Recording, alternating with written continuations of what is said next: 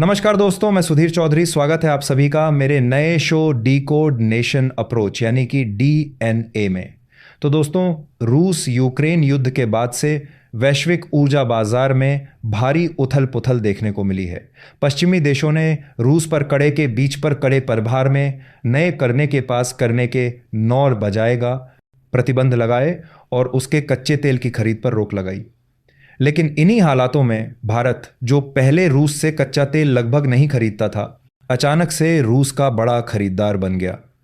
भारत ने अपने राष्ट्रीय हित और ऊर्जा सुरक्षा का हवाला देते हुए सस्ते रूसी तेल की ओर रुख किया। इसी मसले पर अमेरिका और भारत के बीच तनाव देखने को मिल रहा है।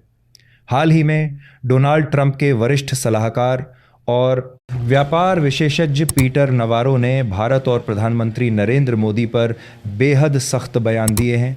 दोस्तों, मेरे इस चैनल को सब्सक्राइब ज़रूर कर लें। दोस्तों, पीटर नवारो ने अमेरिकी चैनल फॉक्स न्यूज़ संडे पर इंटरव्यू में भारत पर सीधे निशाना साधते हुए कहा कि ब्राह्मण भारतीय लोगों की कीमत पर मुनाफा कमा रहे हैं। उनका तर्क था कि भारत रूस से सस्ता कच्चा तेल खरीदकर अपनी रिफाइनरियों में प्रोसेस करता है और फिर यूरोप, अफ्रीका और एशिया में भारी प्रीमियम पर बेचकर पैसा कमाता है। नवारो के अनुसार ये रणनीति रूस की युद्ध मशीन को ताकत देती है और यूक्रेन पर हो रहे हमलों को और बढ़ावा देती है। उन्होंने सवाल उठाया कि भारत जैसा बड़ा लोकतांत्रिक देश रूस और चीन के साथ खड़ा क्यों हो रहा है, जबकि पश्चिमी देश रूस पर दबाव बनाने की कोशिश कर रहे हैं। नवारो का कहना है कि भारतीय नेतृत्व को समझना चाहिए कि इससे न सिर्फ अमेरिका बल्कि पूरी दुनिया प्रभावित हो रही है। ये पहली बार नहीं है जब नवारो ने मोदी सरकार पर निशाना साधा हो। हाल ही में ब्लूमबर्ग टीवी पर दिए गए एक बयान में उन्होंने यूक्रेन युद्ध को मोदी का युद्ध तक कह डाला। जब उनसे पूछा गया कि क्या उनका मतलब पुतिन का युद्ध है, तो उन्होंने साफ कहा कि उनका मतलब मोदी का युद्ध ही है।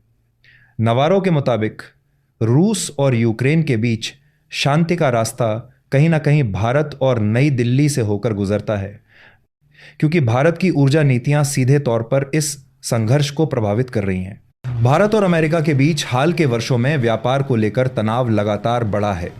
ट्रंप प्रशासन ने भारत को टैरिफ का महाराजा तक कह दिया था। नवारो का दावा है कि भारत दुनिया में सबसे ज्यादा टैरिफ लगाता है। अमेरिका को भारत अपने उत्पाद आसानी से बेच देता है, लेकिन अमेरिकी कंपनियों को भारतीय बाजार तक पहुंचने में मुश्किलें आती हैं।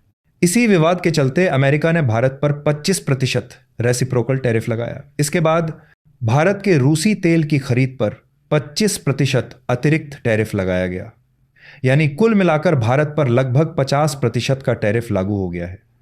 नवारो का कहना है कि इससे अमेरिकी उपभोक्ता, मजदूर और टैक्स देने वाले लोग भारी नुकसान उठा रहे हैं। भारत ने इन आरोपों को हमेशा ही अनुचित और अव्यावहारिक बताया है। भारत का कहना है कि उसकी ऊर्जा नीतियां पूरी तरह राष्ट्रीय हित से प्रेरित हैं। भारत की अर्थव्यवस्था दुनिया की सबसे तेजी से बढ़ती अर्थव्यवस्थाओं में से एक है और इतनी बड़ी आबादी वाले देश के लिए ऊर्जा सुरक्षा बेहद महत्वपूर्ण है। भारत का तर्क है कि वह जहां से भी सस्ता तेल मिलेगा वहीं से खरीदेगा।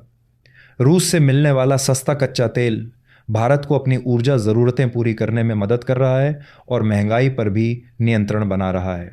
नवारो का आरोप है कि भारत की यह नीति रूस को आर्थिक ताकत देती है और यूक्रेन युद्ध को लंबा खींचती है।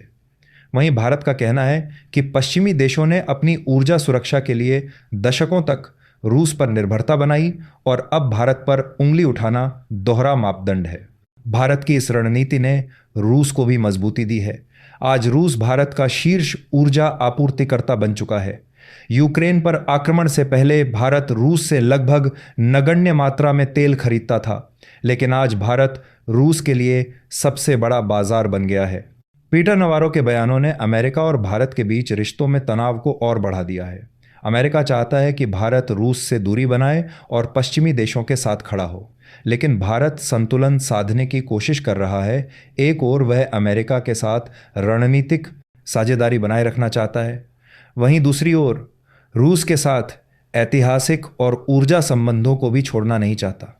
पीटर नवारो के बयानों ने यह साफ कर दिया है कि अमेरिका भारत की रूसी तेल नीति से गहरे असहज है ब्राह्मण मुनाफा कमा रहे हैं और मोदी का युद्ध जैसी टिप्पणियां भारत की छवि पर सवाल उठाने की कोशिश हैं।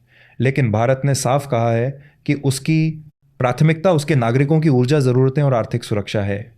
रूस यूक्रेन युद्ध के बीच यह मसला सिर्फ तेल का नहीं, बल्कि वैश्विक राजनीति, व्यापार और रणनीतिक साझेदारी का भी है। आने वाले समय में यह देखना अहम होगा कि क्या अमेरिका भारत इस विवाद को कूटनीतिक तरीके से सुलझा पाते हैं या दोनों देशों के बीच यह तनातनी और बढ़ती जाएगी। अपनी राय कमेंट में ज़रूर दें। मैं सुधीर चौधरी।